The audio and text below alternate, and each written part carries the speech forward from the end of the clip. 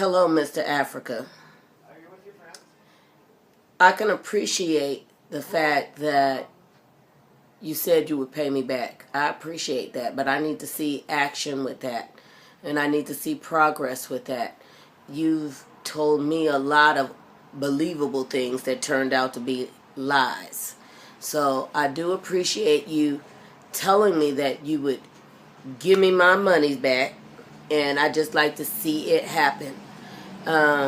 So far, things have with you have been very deceitful, like the pictures you took that I didn't know you was taking.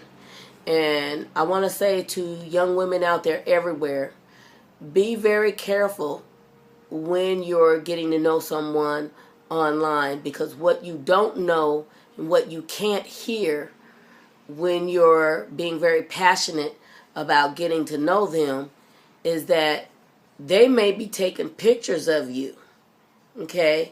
And you can't hear that through the phone. And it kind of sucks that when you get angry with somebody and you tell them this is the experience that I don't like about dealing with you, and then they pop these pictures and text them to you and say, oh, but check this out. That really sucks that somebody would do that.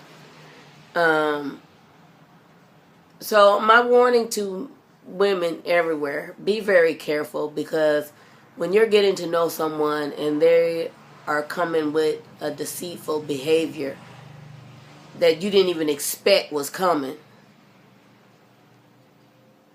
you've got to protect yourself ahead of time. It might be a good idea not to be so visible online or on the camera. And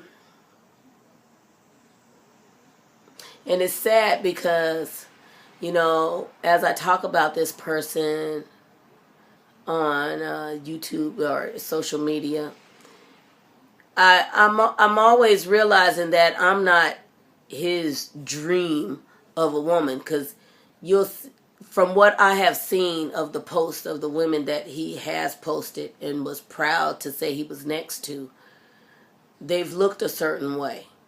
I don't look that way, so I must have been a setup from the beginning. You look at a person's history of what they've liked in the past, go way down the stream, go all the way back to the beginning post, and you'll see what they really like, through the relationships that they have had that has ended, and then they went on to the next one. Each one of his women have a certain similar look. I don't fit that look. And that kind of makes me think that maybe I was a target from the beginning, somebody to rip off.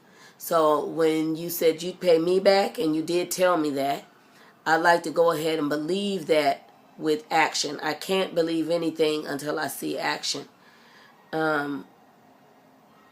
But I feel that I was never your type. And the type that you would want to be with, I really hate to say this, but I got the perception that you're the type that would go to Europe, come back with a white wife that would look at her children's hair and do this. That type of thing. Yeah.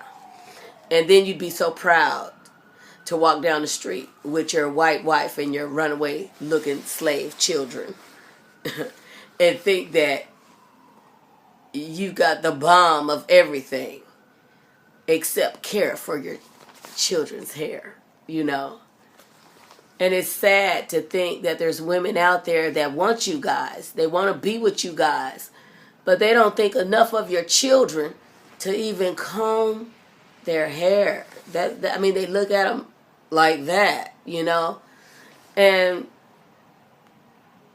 that's sad. That's really sad. That's what you're bringing back to the community. Racism and prejudice.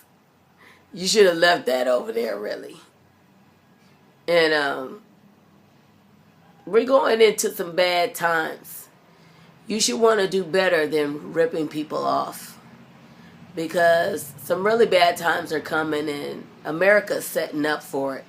And if they get an opportunity to change the Constitution, I don't know how bad that's going to be for the foreign people that are here, or how bad that's going to be for the black people that was already here.